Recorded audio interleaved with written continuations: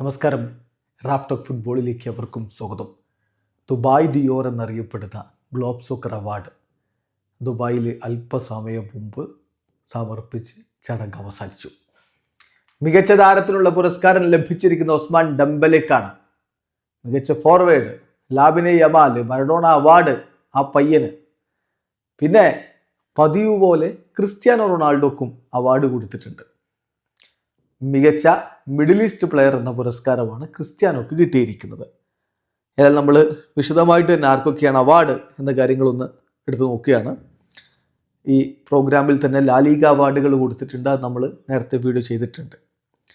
മികച്ച national team award for best national team globe soccer അവാർഡിൽ മികച്ച ദേശീയ ടീമിനുള്ള പുരസ്കാരം പോർച്ചുഗലാണ് നേടിയിരിക്കുന്നത്. അതുപോലെ തന്നെ മികച്ച ഏജന്റ് ബെസ്റ്റ് ഏജന്റ് പുരസ്കാരം ലഭിച്ചിരിക്കുന്നത് ഹോർഗെ മെൻഡസിനാണ്.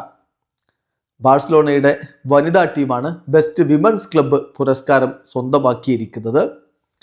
അതേസമയം ബാഴ്സലോണയുടെ തന്നെ താരമായ ഐതാന ബൊൻമാറ്റിയാണ് മികച്ച വനിതാ താരത്തിലുള്ള പുരസ്കാരം നേടിയിരിക്കുന്നത്.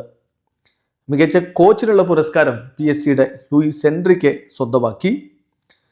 അതുപോലെ ഡിയേഗോ ജോട്ടക്ക് അദ്ദേഹത്തിൻ്റെ ഓർമ്മകളിൽ സ്പെഷ്യൽ അവാർഡ് പ്രഖ്യാപിക്കുകയുണ്ടായി. പിന്നെ എമർജിംഗ് പ്ലെയർ അവാർഡ് ലഭിച്ചിരിക്കുന്നത് ഡെസിയർ ഡൂവിനാണ്. കൂടാതെ മറ്റൊരു പ്രധാനപ്പെട്ട അവാർഡ് അത് ലെജൻഡറി താരമായിട്ടുള്ള ഹിഡതോഷി നക്കാത്തക്ക്, ജാപ്പാനീസ് താരത്തിന് അദ്ദേഹത്തിൻ്റെ കരിയറിലെ പ്രകടനങ്ങൾ മുഴുവൻ പരിഗണിച്ചുകൊണ്ട് കൊടുത്തിരിക്കുന്നു.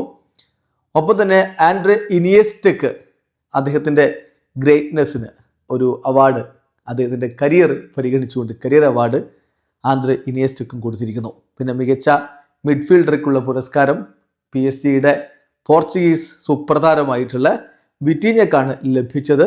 ബെസ്റ്റ് ഫോർവേഡ് പുരസ്കാരം ലാമിനെ യമാൽ സ്വന്തമാക്കിയപ്പോൾ ബെസ്റ്റ് സ്പോർട്ടിംഗ് ഡയറക്ടർ പുരസ്കാരം Luis Campos PSG Luis Campos ആണ് സ്വന്തമാക്കിയിരിക്കുന്നത്.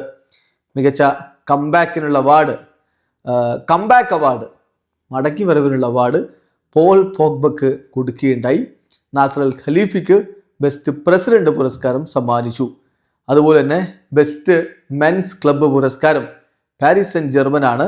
ക്രിസ്ത്യാനോ റൊണാൾഡോക്ക് ബെസ്റ്റ് മിഡിൽ ഈസ്റ്റ് പ്ലെയർ പുരസ്കാരം സമ്മാനിച്ചപ്പോൾ ലാമിനെ യമാലിന് മറഡോണ അവാർഡും സമ്മാനിക്കുകയുണ്ടായി. ഒടുവിൽ ഒസ്മാൻ ഡെംബലയെ ബെസ്റ്റ് മെൻസ് പ്ലെയർ എന്ന് പ്രഖ്യാപിച്ചതോടുകൂടി ഈ പ്രോഗ്രാം അവസാനിക്കുന്നു. ഏതായാലും മികച്ച താരം ഒസ്മാൻ ഡെംബലെ, മികച്ച മിഡിൽ ഈസ്റ്റ് താരം ക്രിസ്ത്യാനോ റൊണാൾഡോ, മറഡോണ അവാർഡ് ലാമിനെ യമാലിന്, മികച്ച ദേശീയ ടീം പോർച്ചുഗൽ. വീഡിയോ അവസാനിക്കുന്നു. ഫുട്ബോൾ ലോകത്തെ കൂടുതൽ വിശേഷങ്ങളുമായി റാഫ് ടോക്സ് എത്താം.